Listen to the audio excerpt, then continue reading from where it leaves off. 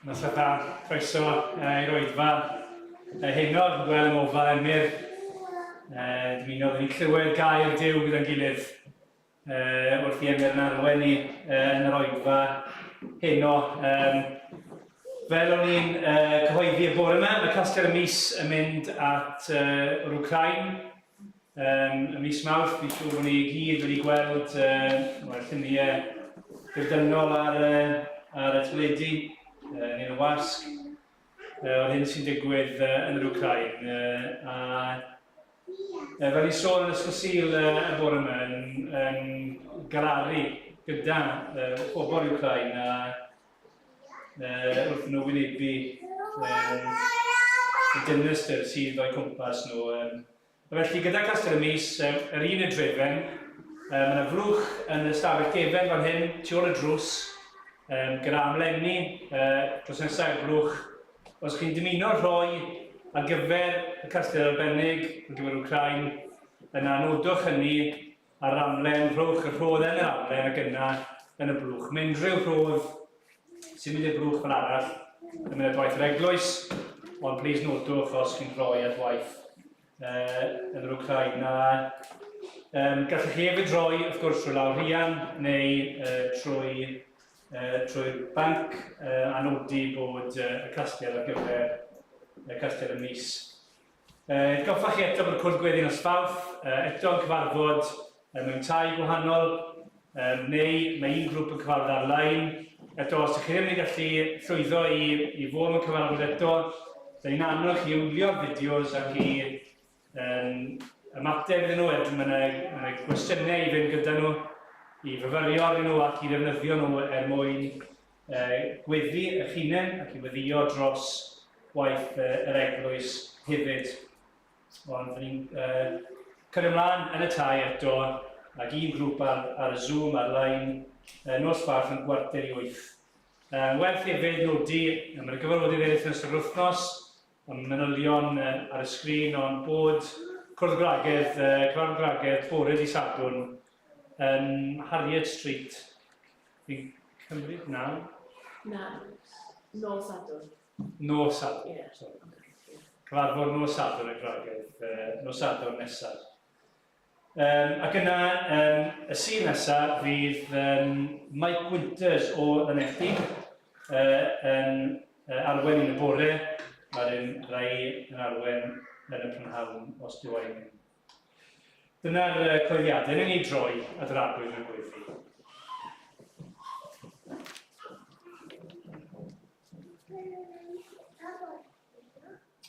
O arglwydd yw, ni'n diolch i ti bod rhyddid gyda'i nawr i ddod fel dy bobl di, i gasglu yn hyd ac i lladdoli di.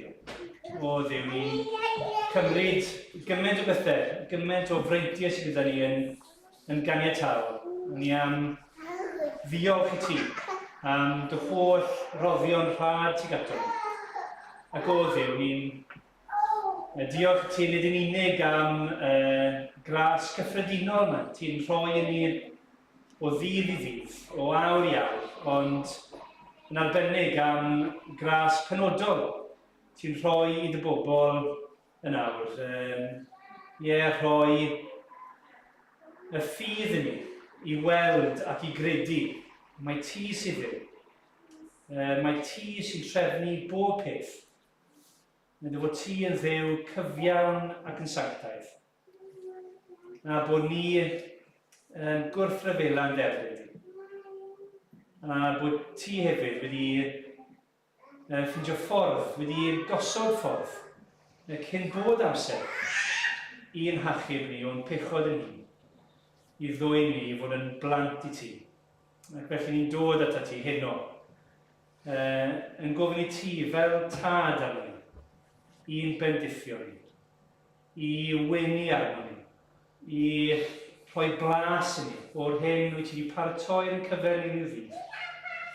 Bod ni heno hyd yn oed, wrth fyfyrio ar dair, wrth ni ganu dy glod ti, wrth ni blygu mewn gweddi ger dy fron ti. Bod ni'n cael gwledd o'r arglwydd Iesu Grist. Bod ni'n profi awel o galfariad fe. heno yn y lle. Adlwydd ni yn gofyn ti gofio dy bobl di eto yn yr Wcrain. Adlwydd ni'n gweddio, ni wedi rhoi galonau tyner i ni wrth ni gofio. Ac i ti i harfogi nhw ac wrth nhw gyfarfod heddi fydd cyntaf wythnos. O adlwydd, ni'n gweddio bydde gwirionedd atgyfodiad yr alw Iesu Grist yn ei nerthu nhw ac yn rhoi ffydd a gobaith nhw. Sydd tu hwnt i'w amgylchiadau presennol. Adlwydd, dysg ni sut i weddio drostyn nhw a sut i fod yn gymorth iddyn nhw yn eu cyfymder. Helpa ni gael calon Crist drostyn nhw. A bydde ti lwyddo dy waith. Ie, yn yr Wcrain, yn ymgwlad ni, yng Nghaerdydd, gogoniad y deud ni. Amen. Amen, diolch Rodri. Ond ni'n mynd i ganu efo'n gilydd o'r atodiad rhif 23. 23. Ger bron fy niw, a'i orsef gref, mae gennyf achos llawn dilith. Yr archoffeiriad nawr yw ef sy'n byw i eiriol trosodd byth. Ac ymlaen, nhw'n ni sefyll i ganu dyn gilydd.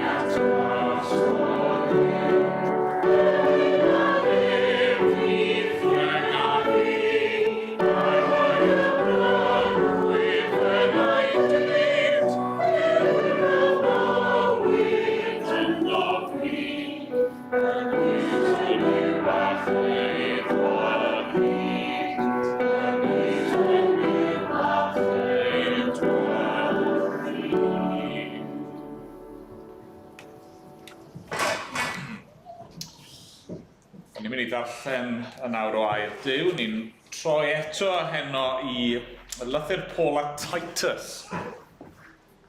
Ni'n ddechrau edrych ar y llythyr yma dyn gilydd wythnos diwetha. Ac i fi mynd i ddarllen y bennod gyntaf eto heno yma, byddwn ni jyst yn canolbwyntio ar adnodau 5 ymlaen i ddiwedd y bennod. Nathon ni ganolbwyntio wythnos diwetha ar y 4 adnod gyntaf. Heddi fyddwn ni'n canolbwyntio ar adnod 5 ymlaen. Ond na i ddarllen y bennod gyntaf ar ei hyd. Dyma'r un Duw ni. Paul, gwas Duw ac apostol Iesu Grist sy'n ysgrifennu, yn unol â ffydd etholedigion Duw, a gwybodaeth o'r gwirionedd sy'n gyson am crefydd ni, yn seiliedig yn y gobaith am fywyd tragwyddol. Dyma'r bywyd a addawodd y digelwyddog Dduw cyn dechrau'r oesoedd.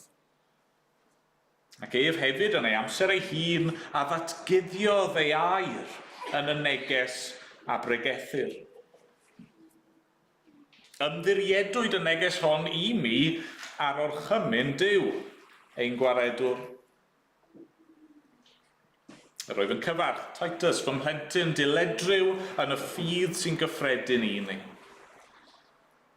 Gras a thangnefedd i ti, oddi wrth Dduw y tad a Christ Iesu, ein gwaredwr. Fy mwriad wrth dy adael ar ôl yn Creta, oedd i ti gael trefn ar y pethau oedd yn aros heb ei gwneud, a sefydlu henuriaid ym mhob tref yn ôl fy nghyfarwyddyd i ti. Rhaid i henuriaid fod yn ddifau, yn ŵr i un wraig, a'i blant yn grydunwyr, heb fod wedi eu cyhuddo o afradlonedd ac yn afreolus. Oherwydd rhaid i arolygydd fod yn ddifau ac yntau yn oruchwyliwr yng ngwasanaeth Duw. Rhaid iddo beidio a bod yn drahais, ac yn fyr ei dymer, ac yn rhy hoff o win, ac yn rhy barod i daro, ac yn un sy'n chwennych elw anonest, ond yn lletigar, ac yn caru daioni, yn ddisgybledig, yn gyfiawn, yn sanctaidd, yn feistr arno ei hun.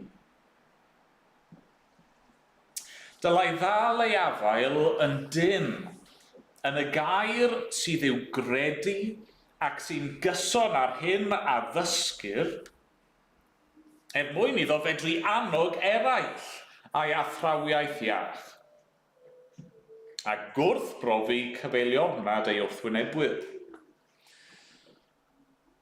Oherwydd mae llawer, ac yn arbennig y crydunwyr Iddewig, yn afreolus, ac yn twyllo dynion a'i dadleuon diffaith, ac fe ddylid roi taw arnynt. Pobl ydyn sydd yn tanseilio teuluoedd cyfan, drwy ddysgu iddynt bethau na ddylent ei dysgu, a hynny mwyn elw anonest. Dywedodd un ohonynt, un o'i proffwydi hwy ei hunain, celwyddgwn fu'r cretiaid erioed, anifeiliaid anwar, bolrwth a diog. A dystiolaeth hon yn wir. Am hynny cyrrydda hwy yn ddidostir, mwyn ei cael yn iach yn y ffydd, yn lle bod a'i bryd ar chwedle ddewig a gorchmynion pobl sy'n rhoi cefn ar y gwirionedd. I'r pyr mae pob peth yn byr, ond i'r rhai llygredig a digred, nid oes dim yn byr. Mae ei deall a'i cydwybod wedi ei llygru. Maent yn proffesu ei bod yn adnabod Duw, ond ei wadu y maint a'i gweithredoedd. Maent yn ffiaidd ac yn anifydd ac yn anghymwys i unrhyw weithred dda. Amen. Dyma'r Duw ni. Diolch iddo.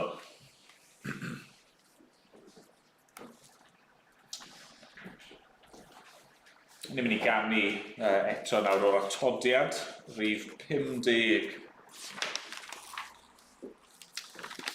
50, rowch i'r arglwydd, yn dragywydd foliant, bawb sydd isynen. Wel, yr Iesu'n dioddau, trengu'n aberth perffaith ar y pren. Conquest gafwyd, bywyd roddwyd, mewn gogoniant coed ein pen. Gyda'r ail bennet dynion fethant, Christ yw'n heiddiant, ef yw'n glân gyfiawnder pyr. Christ yr arglwydd yn dragywydd sy'n dwy'n rhyddid o'n holl hir. Rhydd i'n bardwn, etifeddwn fywyd hedd, llawenydd gwir. Ac ymlaen, nhw'n ni sefyll i ganu.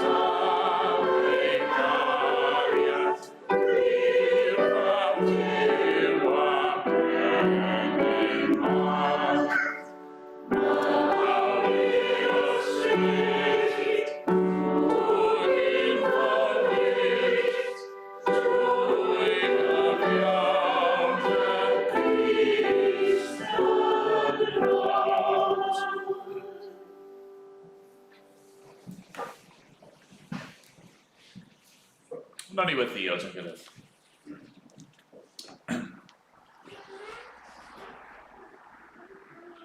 O arglwydd Duw, wrth i ni droi at air di gyda'n gilydd heno, i ni'n diolch i ti unwaith eto am y geiriau yma, a'r cofnod yma sydd gennym ni, ac yr hyn rydyn ni weld yno am dy gynllun di, ac am dy eglwys di, ac y ffordd rwy ti wedi bwriadu i dy bobl di i ymwneud â'i gilydd. Ond Dad, wrth i ni feddwl heno am arweinwyr yr eglwys, i ni yn diolch am y geiriau ni newydd eu canu. Bod pobl yn gallu methu.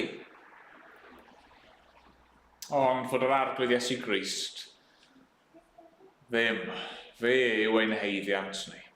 Ac arglwydd, i ni'n diolch. Mae dyna yw'r gwir. Heno, fod ein gobeith ni fel dy bobl di. Yno ti dy hun yn dad, mab ac ysbryd glân. Ni'n diolch dy fod ti o ddiw. Fel glywon ni wythnos diwetha, bod gen ti'r cynllun yma sydd fel petai'n estyn o dragwyddoldeb i dragwyddoldeb. Y cynllun yma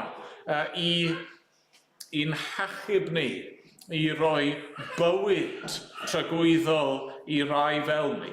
Ac i ni'n diolch. Fod hynny'n dod i ni trwy yr arglwydd Iesu Grist. O dad. Pe bai ein gobeith ni heno, yno ni yn hunan, byddai'n anobeithiol arno ni. Pe bai ein gobeith ni heno mewn unrhyw berson ar hwyneb deuan i'n hachub ni, byddai ar ben arno ni arglwydd. Pe bai ein gobeith ni heno mewn unrhyw beth, unrhyw drefn deiarol, unrhyw theori neu unrhyw syniad, unrhyw beth. O arglwydd. Byddai hi ar ben arno ni'n llwyr. Ond ni'n diolch felly bod ein gobeith ni yno ti. Di-gelwyddog ddim. Diolch bod ein gobeith ni mewn un sydd yn gadarn ac yn abl i achub i'r eithaf y rai sy'n ymddiried yno ti. Ni'n dod felly arglwydd, ni'n ymostwng o'r flaen di, ni'n cyflwyno'n hunan i ti fel eglwys, yn gofyn arno ti i'n arwain ni, ac yn gwarchod ni ym mhob peth arglwydd. Ni'n cyflwyno y dy bobl di yn ein gwlad ni. Ni'n ymwybodol arglwydd bod llawer o eglwysi ar hyn o bryd yn mynd trwy gyfnodau anodd. Cyfnodau o ymysodiadau. Cyfnodau falle o ymrannu. Ac dad, ni'n gweddio wneud i bod ar waith ymhlith dy bobl di. Wneud i ddod ag undod. Os gweli di fod yn dda. Ni'n gweddio wneud i cadw dy bobl di a cadw y rheini rwy ti wedi galw i wasanaethu mewn ffyrdd arbennig o fewn yr eglwys, wneud i cadw nhw rhag syrthio. Wneud i cadw dy bobl rhag dod rhag anfri ar dy enw di. Cadwa ni arglwydd rhag unrhyw beth fydd yn amharu ar ein tystiolaeth ni i ti. Os gweli di fod yn dda. Dad, helpa ni. Helpa ni arglwydd, ni'n parhau i weddio am ein cyfarfodydd ni ar nos Fawrth, wrth i ni feddwl gyda'n gilydd am rannu yr efengil yn fwy effeithiol. Ni'n gofyn am dy help di arglwydd yn hyn o beth. Helpa ni yn ein bywyd ni, helpa ni yn ein geiriau ni, helpa ni yn y cwbl arglwydd i allu dangos i bobl. Mae ti, ti yw ti yw'r cwbl arglwydd. Ti yw'r unig peth i ni angen, ti yw'r unig peth i ni eisiau.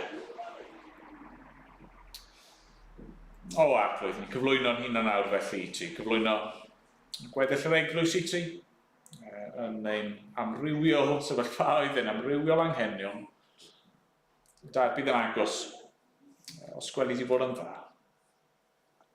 Amen bod ni'n gofyn yn enw ac yn heiddiant yr arglwydd Iesu Grist. Amen.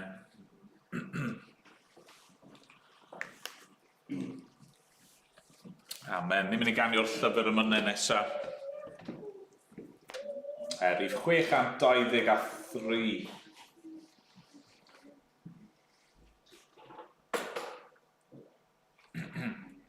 Beth 2-3. Am wirionedd boed ein llafur. Am wirionedd boed ein llyf. Ni saif dim ond y gwirionedd o flaen gorsedd bir yn ef. Y gwir wrth ddew a gwir wrth farw.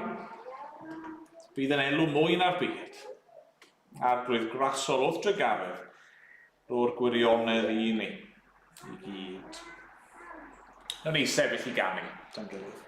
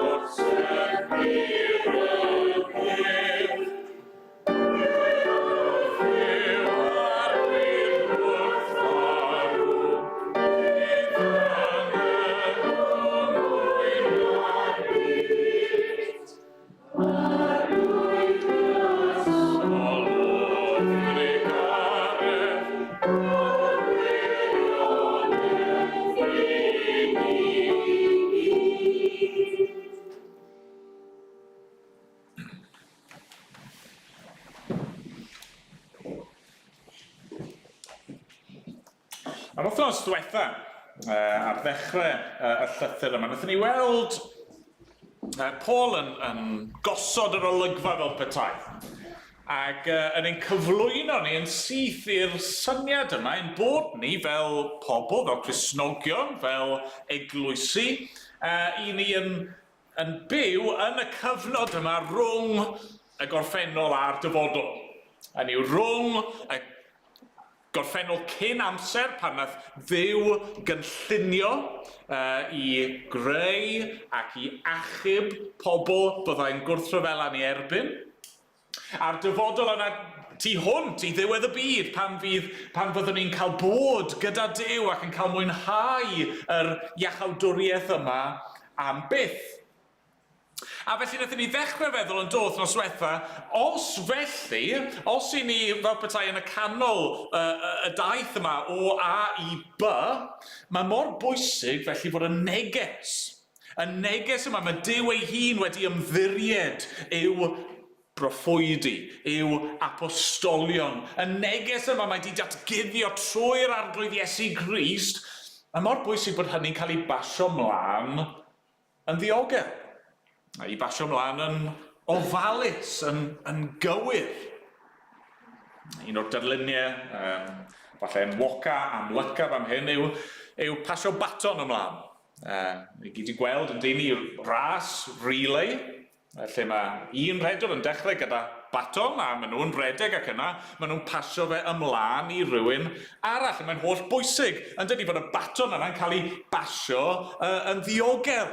Os yw'n cael ei ollwng, wel na fe, mae ar ben yn dydi. Ac wrth gwrs, mae'r redwyr yna, falle bod nhw'n redeg chydig bach yn wahanol i'w gilydd, falle bod rai yn gynt neu gilydd. Ond y peth pwysig a'r peth hanfodol yw fod y baton yn cael ei ffasio ymlaen.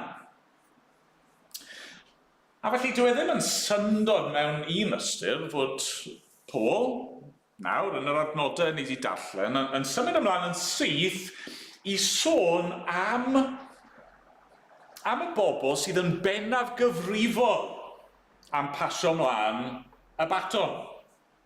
Mae Paul yn sôn fwy na lai'n syth am yr henuriaid.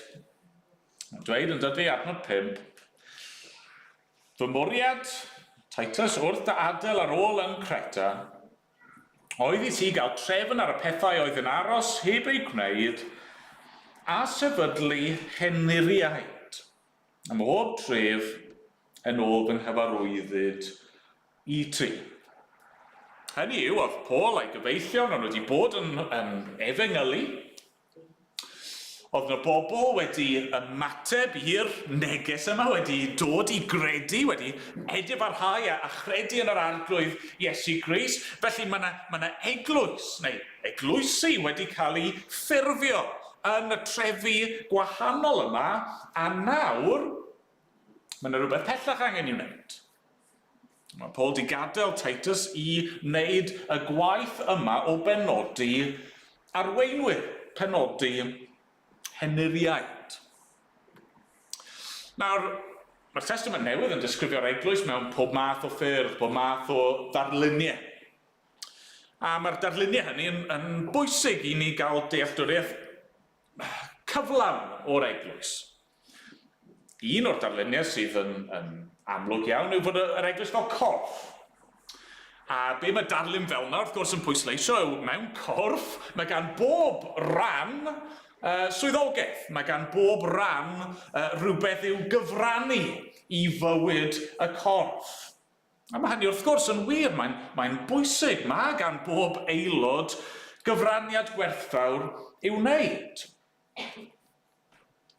Ond, mae'r Testament Newydd hefyd yn pwysleisio o fewn eglwys fod gennych chi swyddogaethau. Mae gennych chi gyfrifoldebau penodol. Pobl arbennig sydd yn cael ei neilltuo i waith, i rôl, i swyddogaeth arbennig. Dydyn bod nhw'n fwy pwysig, dyn nhw ddim bod nhw'n special yn hynny o beth, dyn nhw ddim yn fwy o Gristnogion, yn fwy cadwedig, ond yn ei gynllun ac yn ei drefn ni, dyma siwr mae'r arglwydd wedi trefnu. Ei bobl wedi trefnu'r eglwys. Felly mae gennych chi yr aelodau fel corff.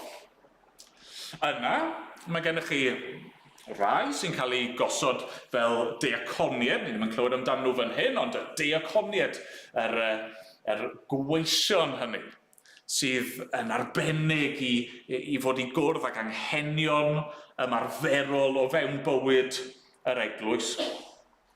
Ac yna, fel ni'n clywed yn yr adran yma, mae gennych chi'r henuriaid.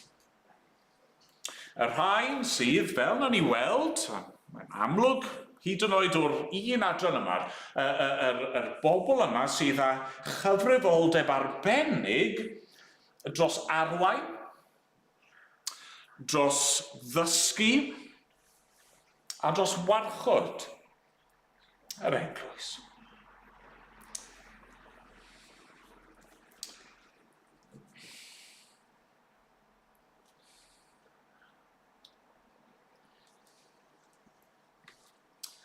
Fi'n siŵr gallwch chi ddeall a fod pregethu ar adrannau fel hyn yn gallu bod yn ddigon anodd.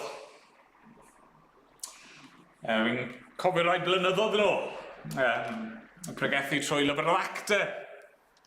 Ac yn adran fyna does actau 20, Paul yn siarad efo henuriaid o Ephesus. Ac fi'n credu be wedes i ar y pryd oedd amdano fi a Rodri a Dewi. I ni ddim beth i chi'n heiddi. I ni ddim beth mae'r arglwydd yn heiddi. I ni ddim beth i ni eisiau bod. Ond, weigh what you've got. Yn ei ras, mae'r arglwydd i roi'r cyfrifoldeb yma i ni, i geisio i gyflawni yn hunerth i. Nawr te, beth i ni yn gallu ddweud am yr henuriaid felly yn yr adran yma? Mae'n fwy i ddweud wrth gwrs, mae'r Testament Newydd yn dweud mwy na hyn, ond beth i ni'n ei ddysgu just yn yr adran yma? Wel, fi eisiau ni edrych ar adran efo dwy bennawd. Os chi'n cadw nodiadau. Cwestiwn cyntaf yw y pwy. Ac yn yr ail gwestiwn byddwn ni'n gofyn yw'r pam. Pwy yw'r henuriaid? Ac yna pam. Pam fod angen henuried. Felly pwy, i ddechrau, beth sy'n wir am henuriaid? Nawr, falle ddechrau chi sylwi, a gweud y gwir, mae'n ddau air yn cael ei ddefnyddio yn yr adran yma. Yr un cyntaf yw henuriad. Yr un arall wedyn sydd yn cael ei ddefnyddio yw arolygydd. Y gair Groeg fyna yw yr episcopos, ac o hwnna ni'n cael y gair esgop. Arolygydd, un sydd yn gor-uchwilio rhywbeth. Nawr yn syth felly mae'r geiriau yma yn cyfleu rhywbeth i ni, yndyn ni? Mae'r gair henuriad, mae'n rôl sydd yn ymddangos hyd yn oed yn yr Hen Testament. Rai chi'n tybio sydd yn hun, wrth gwrs mae rai yn y cleip ni yn hun a'i gilydd, sa'n edrych arni efrod, ond mae'n rhyw ddisgwyl fyna yn does fod yr henuriaid yn rai rhywfaint yn hun neu o leiaf o ryw fesur o brofiad ac o aeddfedrwydd yn perthyn iddyn nhw. A'r gair arolygydd wedyn wrth gwrs yn cyfleu bod ganddyn nhw gyfrifoldeb. Hynny yw, nid nhw sydd yn gwneud popeth o fewn eglwys. Na, mae hynny wedi bod yn gamcymeriad mewn llawer o eglwysi yn y gorffennol. Yr one-man band sydd yn trial gwneud y cwbl, nid yna'r pwynt. Na, mae'r henuriad yn arolygu. Maen nhw fod i gadw golwg, gorychwilio yr hyn sydd yn digwydd o fewn bywyd yr eglwys. Bydd llawer ohonoch chi'n gwybod mae yna air neu geiriau eraill hefyd yn cael ei defnyddio yn y Testament Newydd. Falle'r amlyca yw bugail neu bugeiliaid athrawon. Fi yn hoffi hynny, yr darlun o fugail. Mewn un ystyr yn tynnu at ei gilydd llawer o'r syniadau, llawer o'r hyn sydd i fod yn wir am yr henuriad a be maen nhw yn ei wneud. Nawr,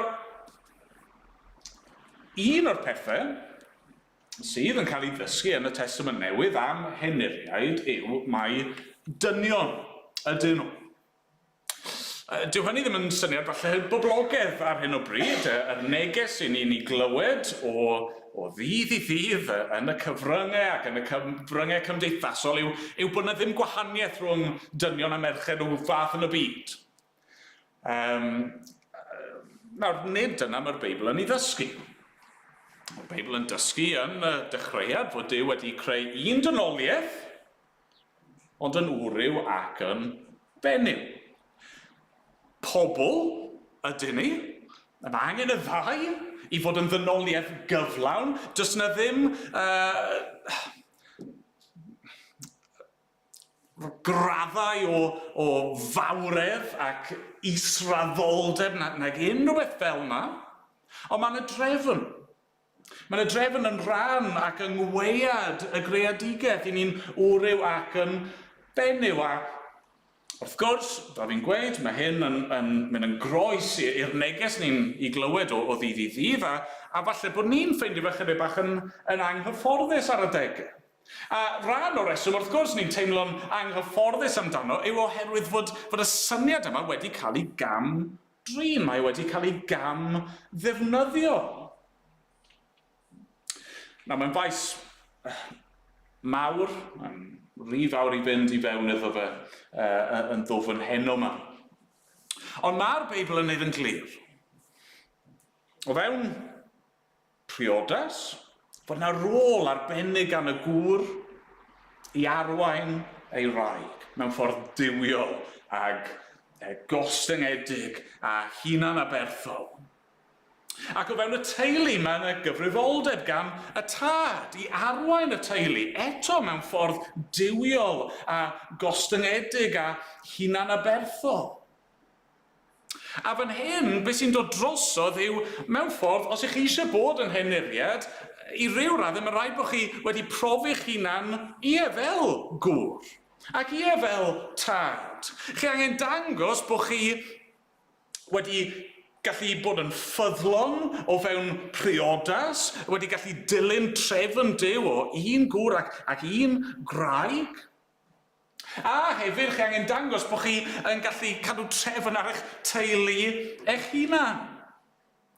Mae'n dweud bod angen i'r plant i fod yn gredinwyr, heb fod wedi eu cyhuddo o afradlonedd nac yn afreolus. Fi'n ymwybodol iawn, cyn yr Oedfa, oedd Molly bach ni yn rhedeg lan a lawr y lle yn ddigon afreolus. Nid dyna sy'n cael ei gyfleu fan hyn. Ac wrth gwrs, mewn un ystyr, does yna ddim unrhyw rheolaeth gan tad dros iachawdwriaeth i plant nhw. Ond fe ddylse fod yna rheolaeth fawr teulu. Dyna sy'n cael ei bwysleisio. A dyn nhw wedi dangos bod nhw'n ddylanwad da ar eu gragau ac ar eu plant.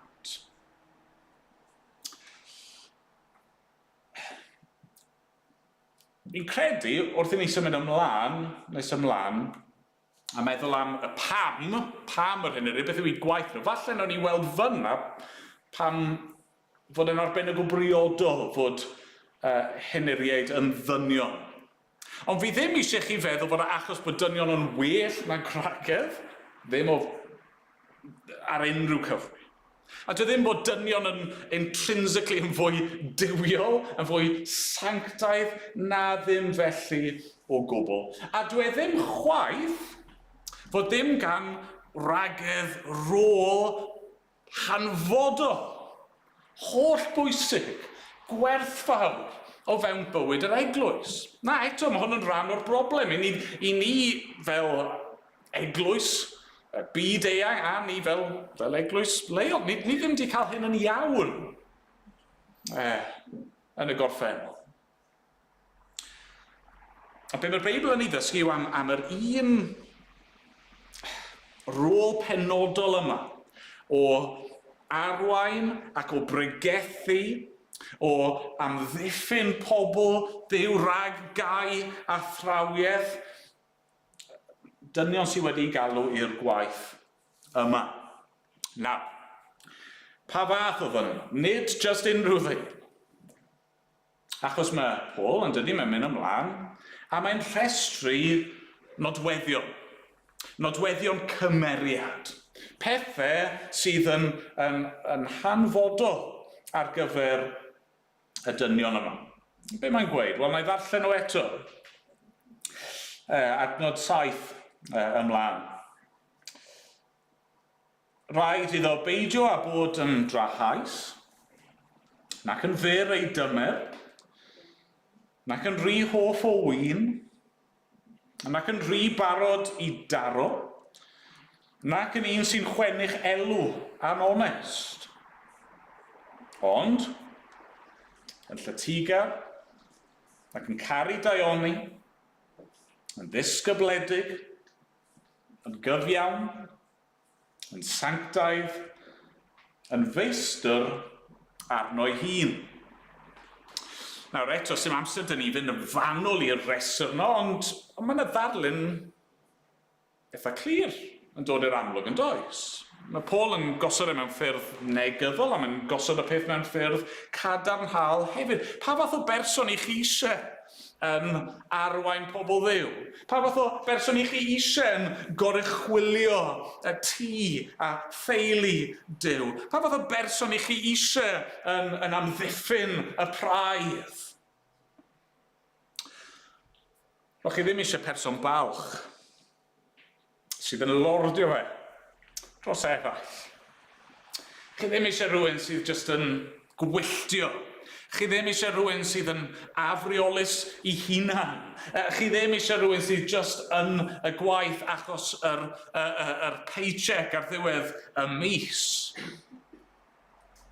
A chi eisiau rhywun sydd yn dangos yr efengil a'r waith yn ei bywyd nhw. Chi eisiau rhywun sydd yn casau pechod ac yn brwydro yn erbyn pechod. Chi eisiau rhywun sydd yn ceisio yn nerth yn ysbryd glân i ddod yn fwy ac yn fwy tebyg i'r arglwydd Iesu Grist. Chi eisiau rhywun sydd wrth ei bodd yn croesawu chi i'w cartre nhw. Chi eisiau rhywun sydd wrth ei bodd yn gweld daioni a chyfiawnder yn cael ei wneud. Chi eisiau rhywun sydd ddim jyst yn trio bod yn barchus, achos dyna sy'n ddisgwyliedig yn y rôl yma. Ond rhywun sydd wirioneddol yn deheu am sancteiddrwydd ac am reolaeth arnyn nhw'i hunan.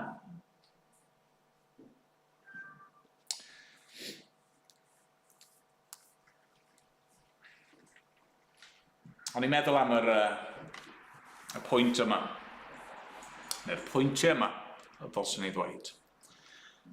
Ac fel fi'n gweud, mae'n anodd yn dydy i henuriad neu gweinidog i bregethu ar y pethau yma. Achos os ych chi'n gweld ni'n annigonol, wel, cymaint fwy i ni yn gweld yn hunan yn annigonol. Ond o'n i'n meddwl i'n hunan, mae bron a bod yn swnio'n rhy da i fod yn wir, nag yw e? Mae'r bar yn swnio'n rhy uchel. Ac oedd yn atgoffa fi mewn ffordd, sa'n gwybod, fi'n gobeithio bod fi ddim yn hoff o win, ond fi yn achlysurol yn yfed gwyn. Ac yma weithiau pan chi'n cael, sa'n gwybod unrhyw beth am win. Ac os oedd rhywun yn rhoi jyst gwydron o win i fi ac yn dweud, wel, blasa hwnna nawr, beth wyt ti'n gallu blasu? Dyfalu byswn i. Sa'n gwybod, afal, sa'n gwybod, blackberries. O'ch yma pan chi'n darllen y cefn wedyn, darllen cefn y botel, a mae yna rhyw ddisgrifiad fyna wedyn, a chi'n cymryd rhyw flas arall, a chi, fi yn i weld yna.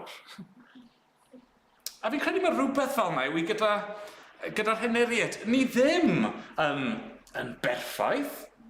Ni ddim yn cyrraedd y nod fel i ni'n dymuno yn y pethau hyn, ond gobeithio pan ych chi'n darllen y disgrifiad yma ac yna'n edrych ar y rai sydd wedi galw a'i neilltuo i'r gwaith yma, bod chi'n meddwl, wel, fi yn gweld e.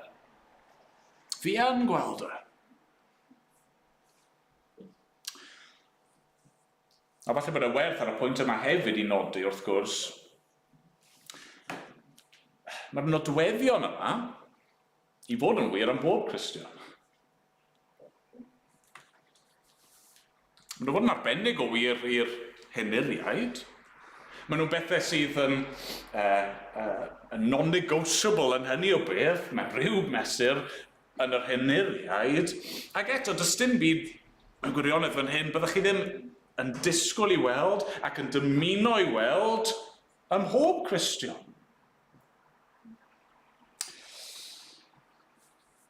Nawr beth yn ymateb ni i hyn? Wel, yr ymateb cyntaf i'r pwynt cyntaf yma, ddylse bod i weddio. Ac dwi'n dewi ddim gyda ni heno, ond fi'n siŵr allai siarad ar ei ran a Rodri wrth ddeisif eich gweddiau chi.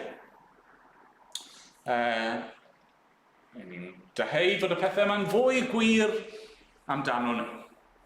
A ni'n gofyn am eich cefnogaeth chi ac eich gweddiau chi fel eglwys.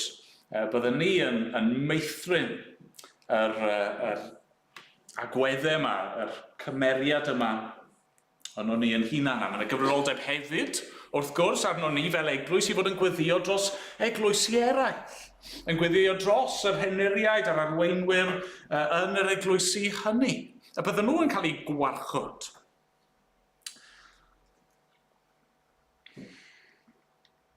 Ond yna, ni'n dod ymlaen felly at yr pam. Ni ti'n meddwl am y pwy yn ddigon brysog fi'n cydnabod. A nawr ni'n dod i'r pam. Pam henuriad. Beth yw ei gwaith nhw? Ac ni'n gweld hynny'n dod allan mewn ffordd o adnod 9 ymlaen. Dylai ddal ei afael yn dyn yn y gair sydd i'w gredu, ac sy'n gyson ar hyn a ddysgur, mwyn iddo fedru annog eraill a'i athrawiaeth iach a gwrthbrofi cyfeiliornad ei wrthwynebwyr. Mae cymeriad yn holl bwysig mewn henyddiad. Ond yr un mor bwysig wedyn yw ei doniau nhw, ei dawn.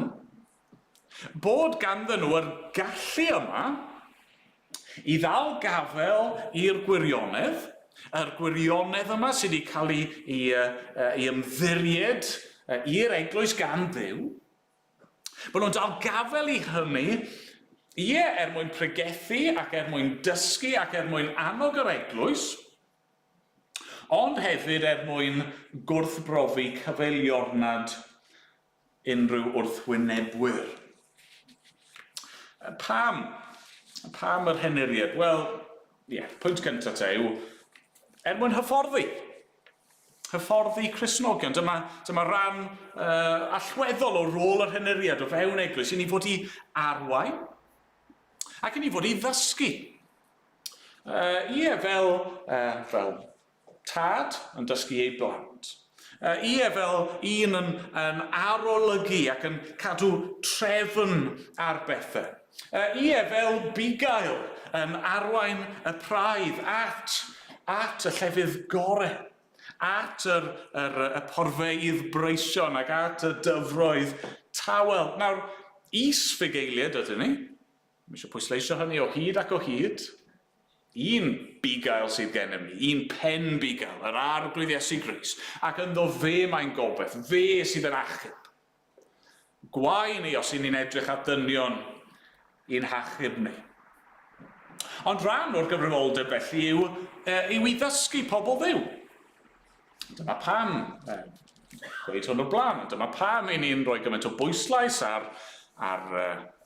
Oedfa'n y Sul. Dyma pam yn yr Oedfa'n ni'n rhoi gymaint o bwyslais ar y Beibl, ar ddarllen ac ar ddysgu gair Duw, achos dyma'n gwaith ni. Dyma ran o rôl mae'r arglwydd wedi ei ymddiried i ni.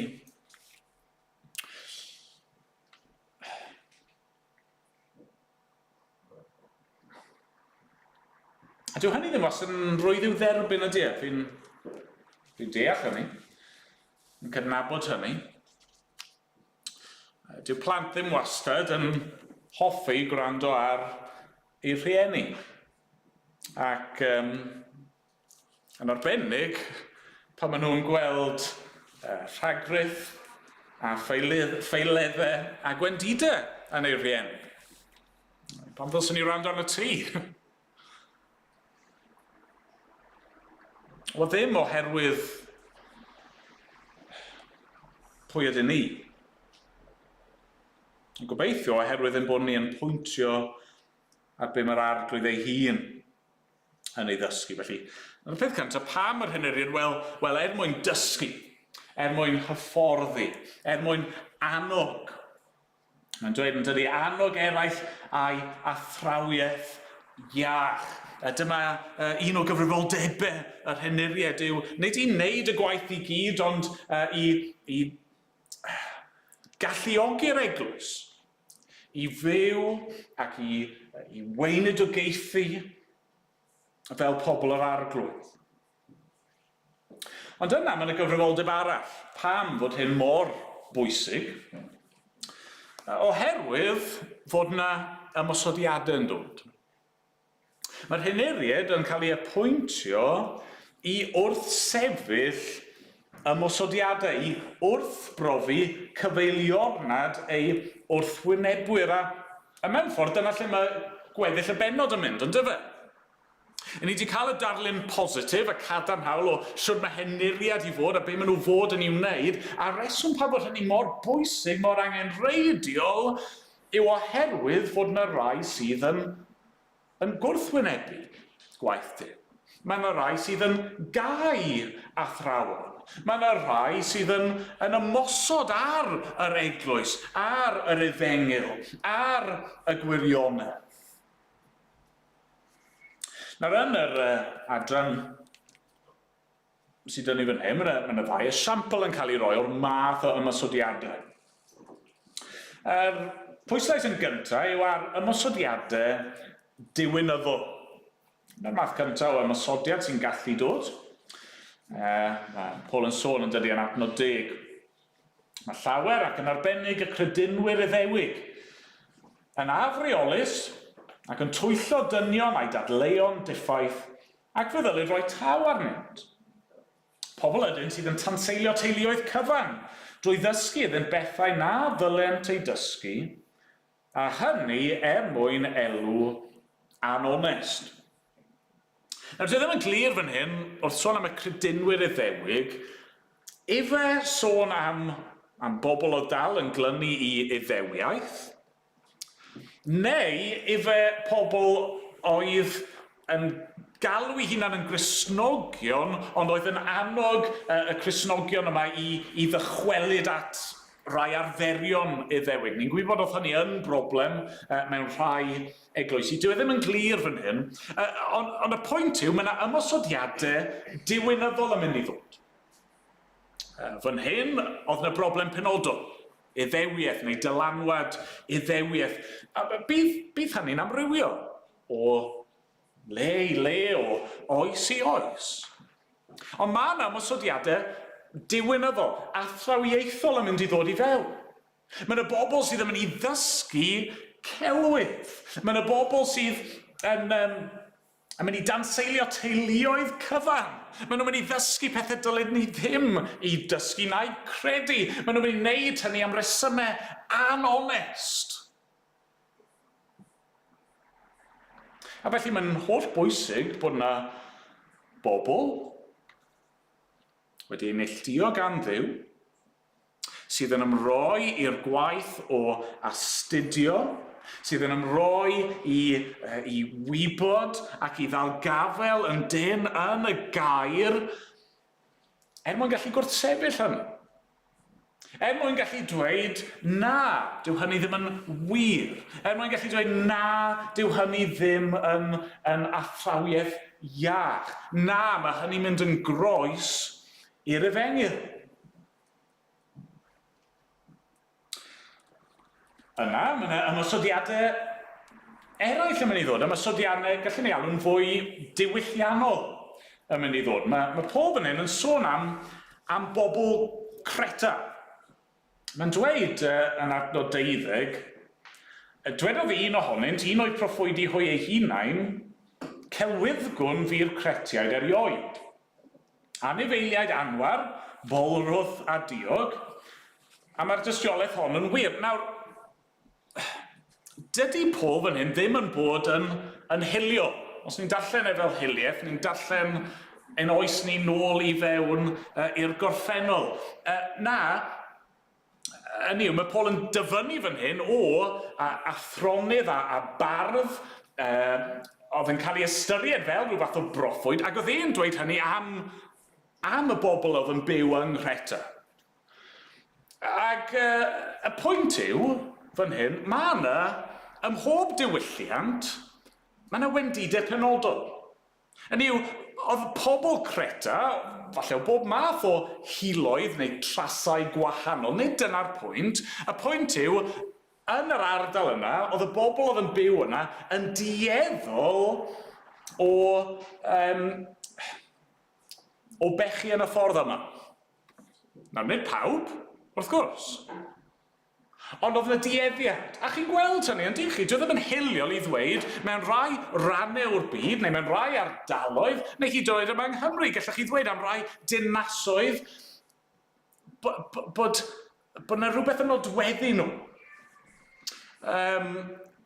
Nid bod nhw yn waith na pobl mewn llefydd eraill, achos mae gwendidau gan bobl yn y llefydd hynny fyd, ond mae yna bechodau sydd yn hlwm a chymdeithasau arbennig, sydd yn hlwm a diwylliannau arbennig.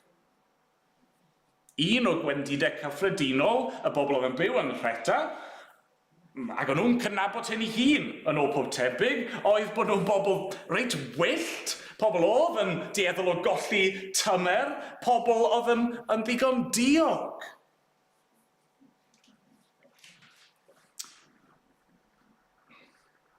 Oedd yr Efengyl ar eu cyfer nhw. Ac oedd angen yr hyniriaid i allu cyhoeddi hynny, a galw allan y pechod hynny, a dweud nad yw hyn, dyw'r ffordd yma o fyw, sy'n modd siwr i chi wedi byw yn y gorffennol, dyw e ddim yn iawn, o'ch chi angen newid, a chi'n gallu newid trwy yr Efengyl. Dewch eto adnod 13. Cerydda hwy'n ddidostir mwyn ei cael yn iach yn y ffydd. Yna'r pwynt, yn dyfa? Dangos i gwendid, dangos i pechod diwylliannol nhw, fel bod nhw yn edifarhau ac yn troi ac yn cael eu hachub. Nawr eto, fydd yr un peth yn wir yn yr oes ni. Mae yna bechodau sydd yn nodweddu ein dydd ni, a'n gwlad ni, ac hyd yn oed ein dinas ni. Ac rhan o waith yr hyniriaid yw i wrthwynebu hynny. I fod yn barod i sefyll yn erbyn hynny. A falle,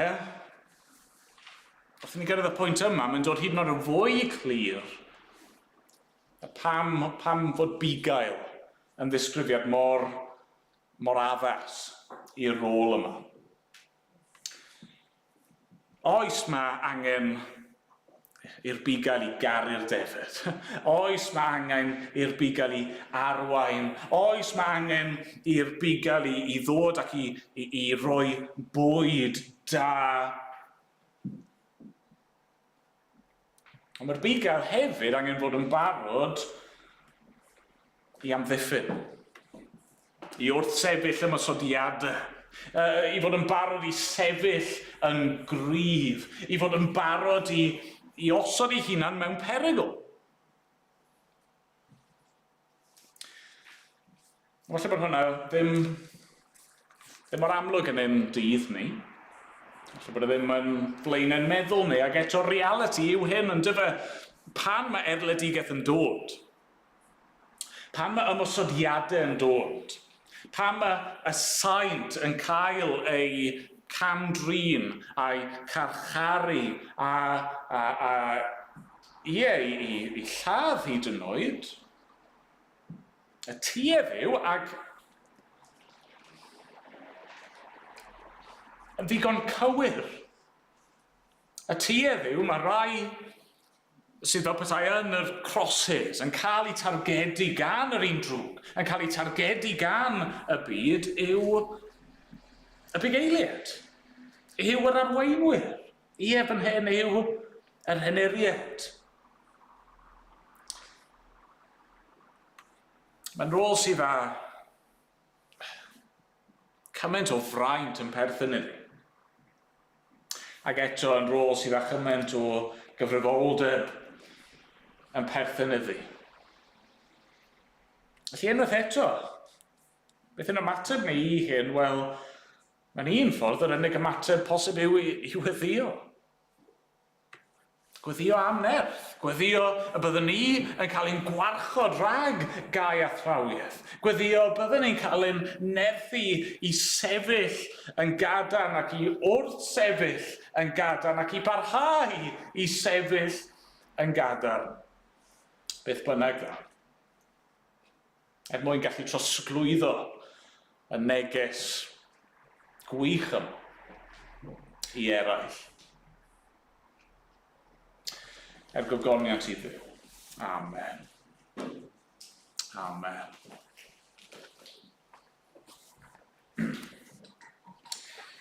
Ni'n mynd i ganu o'r llyfr ymynau i orffen. Rhif 314. Glanhad eglwys, Iesu mawr, ei grym yw bod yn lan, sancteiddia i gweddi yn ei gwaith, a ffira hi yn y tân. Ac ymlaen, o'n i sefyll i ganu.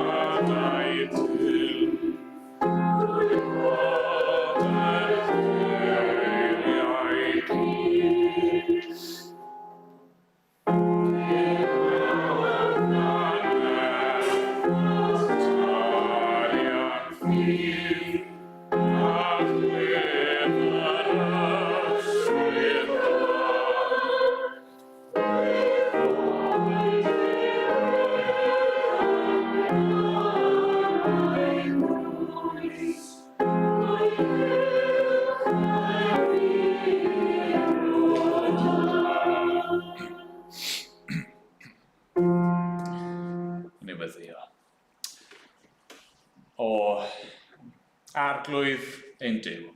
Ni'n gofyn felly arna ti i'n helpu ni nawr. Arglwydd ni'n yn gweld falle mae'n un ystyr yr unig ymateb cywir i'r pethau hyn yw i weddio, i weld ein hangen ni. Ni'n gofyn dros yr hyneriad yma. Rhaid i cynorthwyo ni yn y pethau hyn. Ni'n gweddio dros yr eglwys, dros y holl bobl di yn neud yn helpu ni. I ymostwng ac i dderbyn y pethau hyn. I ni'n gweddio yn dy ras yn neud i godi y cenhedlaeth newydd o weision sydd yn dangos y nodweddion gwych yma, o fod yn bobl i ti. Ni'n gweddio wneud i godi rai sydd yn abol i ddysgu ac i hyfforddi ac i gywiro ac i wrthsefyll. O Dad, helpa ni. Ni'n gwybod falle bod ni ddim fel dy eglwys di cael popeth yn gywir yn hyn o beth yn y gorffennol. Ni'n gofyn am dy gymorth di nawr. Helpa ni fel dy bobl, bob un i wneud un rhan ac i gyflawni'r gwaith ti wedi i roi i ni. Da, derbyn ni nawr felly. Derbyn ein mawl ni, a diolch ni gyd. A mynd bod ni'n dod yn enw ac yn heiddiant yr arglwydd Iesu Grist. Amen.